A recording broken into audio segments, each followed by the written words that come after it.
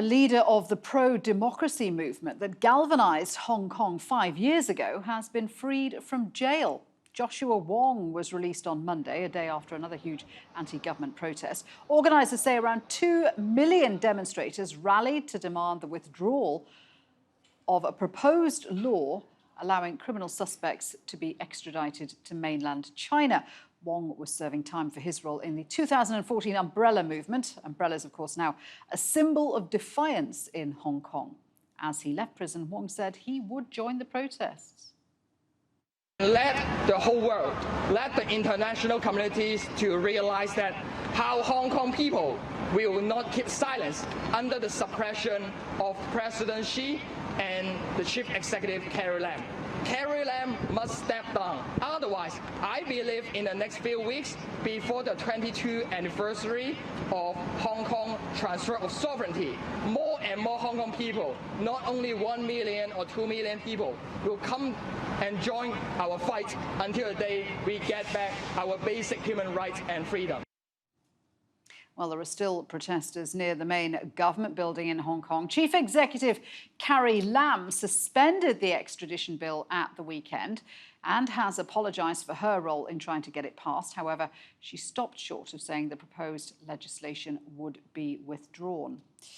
Let's get more on this from Patrick Fock, who's in Hong Kong. And Patrick, it's really interesting that Joshua Wong, that pro-democracy icon, is now free from prison, and he is calling for the resignation of Carrie Lam.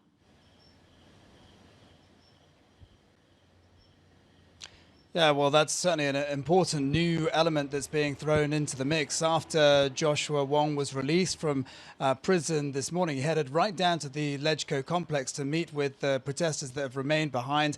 And he arrived to a rousing reception and he said, look, I'm still wearing the same clothes that I went to prison in on May 16th. And one of the things that's been talked about a lot over the last week is that there aren't really any leaders that have emerged from this movement so far, and so perhaps they are in need of a bit of a leader right now, because there are big question marks about what the protesters' next move shall be, because of course the government hasn't so far met any of their key demands, and so Joshua Wong might just give them that little bit of extra impetus, and it'll be something the government's worried about. As we heard a moment ago, he had some pretty forceful words and some pretty clear demands about what he wanted, and certainly wants to see the chief executive resign.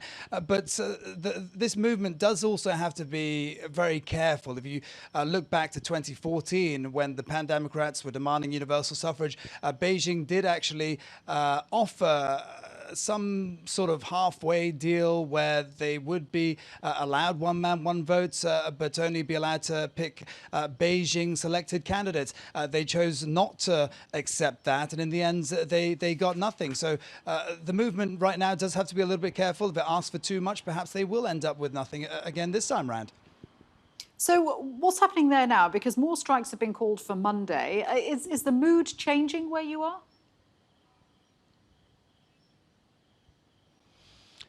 Look, well, the mood today was a bit of a strange situation, because of course we had this 2 million strong march, or reported 2 million strong march, and a triumphant sort of evening for them all around Central and Admiralty, and they stayed there throughout the night.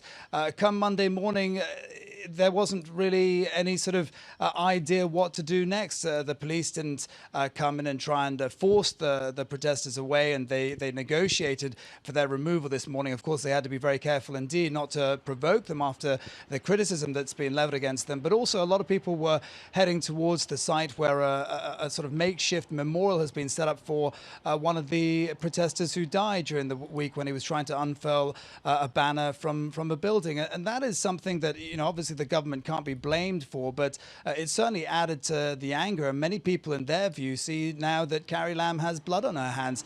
So the mood at the moment is calm.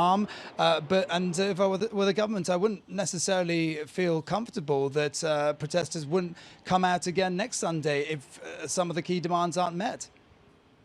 Patrick, thank you. Patrick Fock in Hong Kong there.